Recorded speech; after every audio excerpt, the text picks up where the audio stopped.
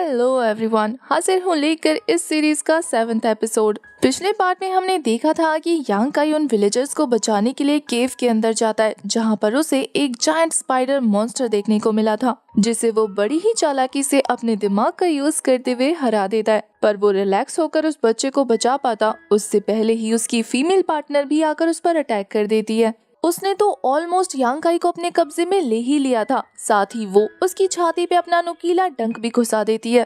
पर यांग काई बड़ी ही चालाकी से अपनी पावर और स्ट्रेंथ का यूज करते हुए उसे भी जान से मार देता है। अब उन विलेजर्स की हेल्प करने के बाद जब वो अपने घर लौटा था तो उसे कुछ अजीब से स्टूडेंट नजर आते हैं जो मशाल लेकर उसके घर के आगे खड़े थे। उसे तो समझ नहीं आता कि आखिर ये दिन की रोशनी में मशाल का क्या करेंगे, पर हमें इस चीज का जवाब इस पार्ट की स्टार्टिंग में मिल जाता है, जब कहानी जाती है थोड़ी सी पीछे, जब इस चीज की शुरुआत हुई थी। हम देखते हैं यांग काई की मौजूदगी में वो सीनियर जिसे यांग ने 2 बार सबक सिखाया था, वो अपने कुछ गुंडों के साथ उसके घर के बाहर आ पहुंचता है। जनाब के नखरे तो 7वें आसमान पे थे। वहां पहुंचने के बाद वो कह रहा था कि कितनी गंदी बदबू आ रही है, वो डिस्गस्टिंग पर्सन कितनी गंदी जगह पर रहता है। तभी उसका साथी उसे इन्फॉर्मेशन देते हुए कह रहा था कि सीनियर, असल में यांग काई नाम का ये स्टूडेंट ट्रायल डिसाइपल है, इसलिए उसे सेक्ट से बाहर रहना पड़ता है और इसके अलावा अपना खाना, कपड़ा, मकान, यहाँ तक कि कल्टीवेशन के लिए हर्ब्स भी उसे खुद ही जुगाड़ करने पड़ते हैं। सेक्ट की तरफ से उसे कुछ भी नहीं मिलता। सेक्ट से बाहर निकाले जाने के बाद उसने अपना मकान यहाँ पे खुद बनाया है, इसीलिए इतनी गंदी बदबू आ रही होगी। ये सुनकर वो सीनियर कह रहा था कि इसका मतलब ऐसा लग रहा है कि बेचारे की हालत तो पहले से ही बहुत खराब है। उस पर उसका साथी उसे और भी ज्यादा अपडेट देते हुए कहता है कि आपको पता है सीनियर, हर 5 दिन में कोई ना कोई स्ट्रॉन्ग स्टूडेंट उसे पीट कर अपने पॉइंट्स इंक्रीज कर लेता है। अभी कुछ दिनों पहले ही उसकी फाइट जाओ नाम के एक डिसाइपल से हुई थी। शायद अभी तक वो इसकी इंजरीज से हील नहीं कर पाया, इसलिए अपने कमरे में बैठकर आराम कर रहा होगा। ये सुनकर तो वो घमंडी इंसान कह रहा था कि चलो, मेरे दिल को थोड़ा तो सुकून मिला ये सब सुनकर, लेकिन अभी भी मैं इसे माफ नहीं करने वाला। इसने मेरे साथ जो किया है उसके लिए तो इसे लिंग शाओ पवेलियन से बाहर निकालना पड़ेगा। वैसे भी सेक्ट को इसकी कोई परवाह नहीं है, इसका मतलब ये है कि मैं इसके साथ कुछ भी कर सकता हूँ। ये बोलने के बाद वो आगे बढ़ते हुए जोर जोर से यांग काई को आवाज देने लगा था। वो उसे धमकी देते हुए कहता है कि बाहर आओ, वरना मैं तुम्हारे घर के साथ तुम्हें भी क्रश करके रख दूंगा। पर यांग तो अंदर था ही नहीं, रिस्पॉन्स कैसे करता। उस पर तो इस बंदे को और भी ज्यादा गुस्सा आने लगता है कि इसकी हिम्मत कैसे हुई जो ये मुझे इग्नोर कर रहा है। वो अपने धमकी के मीटर को हाई करते हुए कह रहा था कि तूने मेरी बातें नहीं सुनी क्या? लगता है तेरे कानों में मेरी आवाज नहीं आ रही है, जल्दी बाहर आ वरना तेरे लिए अच्छा नहीं होगा। पर अभी उसे कोई रिस्पॉन्स सुनने को नहीं मिलता, तो वो बड़े एटीट्यूड में अपने साथी को कह रहा था कि अंदर जाकर चेक करके आओ। वो भी बड़े चौड़ चौड़ में आगे बढ़ते हुए रूम चेक करने लगता है, लेकिन दरवाजा उसके मुंह पर आकर लगा था। ये देखकर सीनियर सुमो भी लाए कि दरवाजे को एटीट्यूड नहीं दिखाना। अंदर से चेक करने के बाद वो बंदा बताता है कि बॉस, अंदर तो कोई भी नहीं है, हाँ बस थोड़ी सी धूल पड़ी हुई है। ये सुनने के बाद तो सीनियर चिढ़ते हुए कह रहा था कि मैं धूल का क्या करूँगा। वही बच्चे आपस में गॉसिप करते हुए कहते हैं कि लगता है उसे पहले ही पता लग गया कि सीनियर सुमो उसे सबक सिखाने वाले हैं, इसलिए तो मैंने उसे 3 दिनों से नहीं देखा। लगता है वो डर के मारे सेक्ट छोड़कर भाग गया। वैसे भी उसने हमारे सीनियर सुमो से पंगा लिया है, इतनी आसानी से थोड़ी ना छूटने वाला था। आखिर उसकी हिम्मत हुई कैसे हमारे इतने फेमस सीनियर सुमो की इंसल्ट करने की? उसे पता नहीं कि वो ग्रैंडसन है 3rd एल्डर के। वैसे तो वो बच्चे अपनी तरफ से बहुत ज्यादा कोशिश कर रहे थे सुमो को सर पे चढ़ाने की, लेकिन ये सब सुनने के बाद तो उसे इंसल्टिंग फील होने लगता है। वो उन्हें डांट कर चुप कराते हुए कह रहा था कि अपनी बकवास बंद करो। अब अपनी बेइज्जती का बदला लेने के लिए उसे कुछ सोचता नहीं है, तो वो चिल्ला कर कहता है कि जल्दी से एक मशाल का इंतजाम करो, मैं इसके घर को आग लगा दूंगा। ये सुनकर तो बाकी बच्चे बहुत ज्यादा डर जाते हैं कि सीनियर, अगर आप यहाँ पर आग लगाएंगे तो फिर अगर सेक्ट से कोई एल्डर आया तो हम क्या कहेंगे? इस पर तो उस घमंडी इंसान का कहना था कि डोंट वरी, वैसे भी ये चीजें सेक्ट के अंदर नहीं आती और ये घर भी सूखी लकड़ियों से बना है। अगर आग लग गई है तो हम बता देंगे कि हमने थोड़ी ना लगाई है। क्या पता वो खुद ही अपने घर में जलती मशाल छोड़ गया हो, हादसे तो किसी के साथ भी हो सकते हैं ना। अब उसकी ये बात सुनने के बाद बाकी सभी स्टूडेंट्स को कॉन्फिडेंस आ जाता है, इसलिए वो फटाफट से मशाल लाकर उसके हाथ में रख देते हैं और वो यांग काई से बदला लेने के बारे में सोच सोच कर ही काफी ज्यादा खुश हो रहा था। यही वो सीन है जब यांग काई ने इस बच्चे को मशाल लेकर दिन में उसके घर के आगे खड़ा देखा था। यहाँ ये सीनियर सुमो कहता है कि यांग काई, मुझे बिल्कुल ब्लेम मत करना, मैं तुम्हारा घर चलाने वाला हूँ। कि तभी अचानक से कोई उसके कंधे पर हाथ रख के पूछता है कि आखिर यहाँ क्या हो रहा है। यांग काई बिना उस बंदे की तरफ देखकर जवाब देता है, तुम्हें दिखाई नहीं दे रहा कि मैं इसके घर को आग लगाने जा रहा हूँ? ये बोलने के बाद वो जैसे ही राइट टर्न करता है ना, अपने पास खड़े हुए यांग को देखने के बाद वो इतनी जोर से चौंक गया था जैसे कि उसने रात में भूत देख लिया हो। यांग भी लाइक किसे ढूंढ रहे थे। वो कहता है कि तुझे कहा था तू। वो तो बड़े ही इनोसेंट तरीके से जवाब देते हुए कह रहा था कि सामान लेने गया था, क्या तुम यहाँ पर मुझसे बदला लेने आए हो? सामने से इस घमंडी इंसान का कहना था, तो क्या तुझे क्या लगा हम तेरा हालचाल पूछने यहाँ पर आए हैं, वो भी ये मशाल लेकर। सबसे पहले तो यांग उसके हाथ से वो मशाल छीनकर बुझाते हुए कहता है, भाई साहब अगर तुम्हें बदला लेना है तो तुम मेरे घर को क्यों जला रहे हो? उसने तुम्हारा क्या बिगाड़ा है? मुझसे बदला लो बस। फिर क्या था, ये बंदा फटाफट से बॉक्सिंग स्टाइल में रेडी हो जाता है फाइट करने के लिए कि ठीक है तुझसे बदला ले लेते हैं। यांग उसको रोकते हुए कह रहा था कि एक मिनट, मैं अपना कुछ सामान रखना भूल गया हूँ, पहले वो रख के आता हूँ। ये बोलने के बाद वो सीनियर को कुछ बोलने का मौका नहीं देता, सीधा अंदर जाकर सामान रख लेता है। यहाँ उस सीनियर सूमो के चमचे कह रहे थे कि बॉस ये तो खुलेआम आपकी बेइज्जती कर रहा है,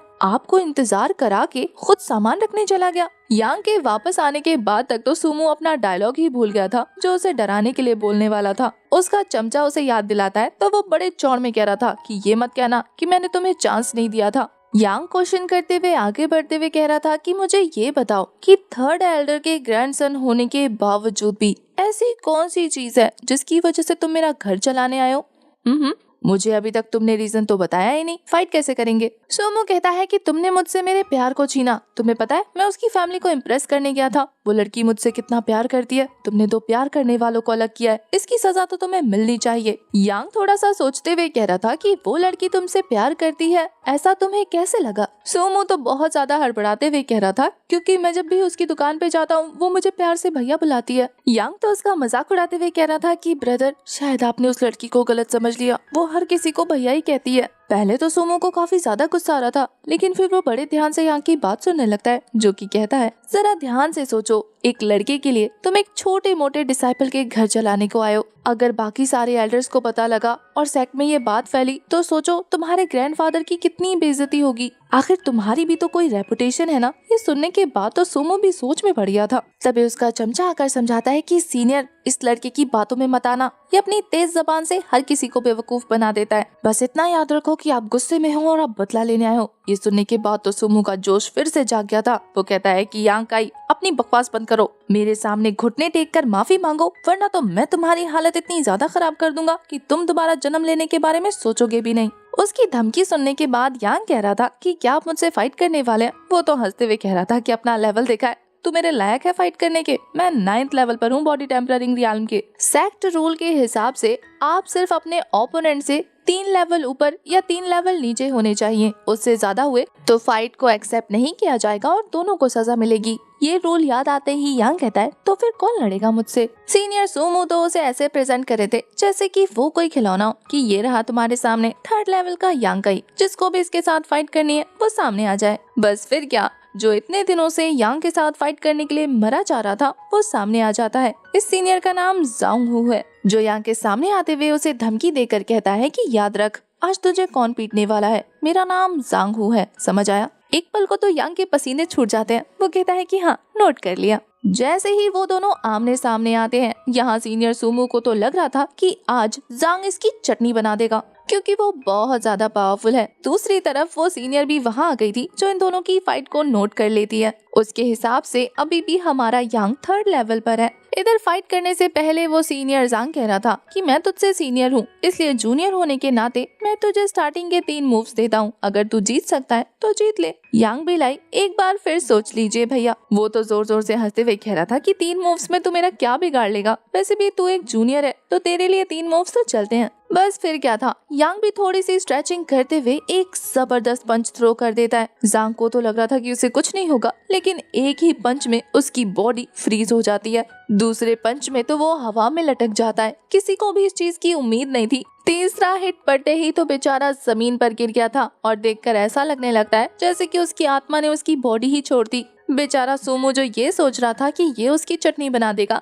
यांग ने तो इसका भरता बना दिया। दूसरी तरफ हमें एक और रिएक्शन देखने को मिलता है। बेचारी वो सीनियर यांग की ये फाइट देखने के बाद पेड़ से नीचे ही गिर गई थी। इतनी जोर से झटका खाने के बाद वो कहती है कि सारी गलती उस यांग की है, उसने मुझे इतना चौंका दिया। पर फिर वो उसकी तरफ देखते हुए कह रही थी कि ऐसा कैसे हो सकता है, कुछ दिनों पहले तो इसकी पावर बहुत कम थी, अचानक से कैसे बढ़ गई? इसका एटीट्यूड और मूव्स देख के तो लगता है जैसे कि ये 5th लेवल पर पहुंच गया हो, लेकिन इतनी जल्दी? यांग को भी अपनी पावर थोड़ी सी बड़ी बड़ी सी महसूस हो रही थी। तभी वो नोटिस करता है कि कोई उसे देख रहा है, लेकिन उस तरफ देखने पर उसे कोई नहीं मिलता। यांग इधर अपने ही ख्यालों में गुम हो गया था कि उसे प्रैक्टिस करके और भी स्ट्रांग होना होगा। इतनी स्ट्रेंथ काफी नहीं है यहाँ के डिसाइपल से फाइट करने के लिए। तभी दूर से उस सीनियर को कुछ मिलता नहीं है, तो वो यांग से कह रहा था कि तुमने चीटिंग की, तुमने इसे 3 से ज्यादा मुक्के मारे हैं, इसी वजह से ये गिर गया। बेचारा यांग अब इस बात पर क्या कहता। तभी सोमू का चमचा कहता है कि बॉस, मुझे तो लगता है कि हमें गलत इन्फॉर्मेशन मिली है। ये 3rd लेवल से ऊपर उठ गया होगा और अभी हमें किसी ने बताया नहीं।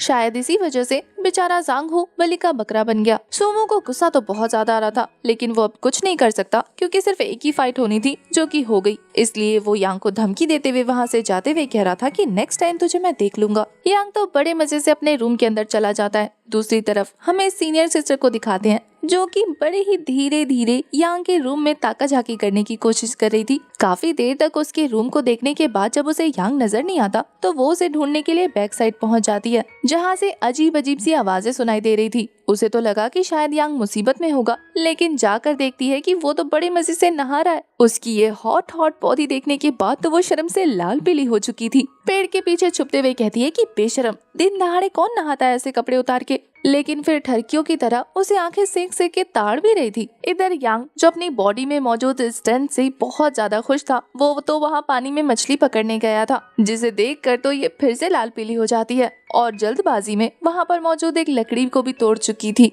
जिसके शोर से यांग को भी पता लग जाता है कि कोई तो मौजूद है पेड़ के पीछे। पर जाकर देखने पर उसे कोई नजर नहीं आता और उसे ये बहुत अजीब लग रहा था। नहाने के बाद अपने कपड़े पहनते हुए यांग को एक आइडिया आता है, क्यों ना वो ये हर्ब्स ले जाकर मिस्टर मैंग को सेल करे। ये ख्याल आते ही तो वो बहुत ज्यादा खुश होकर मिस्टर मैंग के पास पहुंच गया था, जो कि एज यूजुअल सो रहे थे।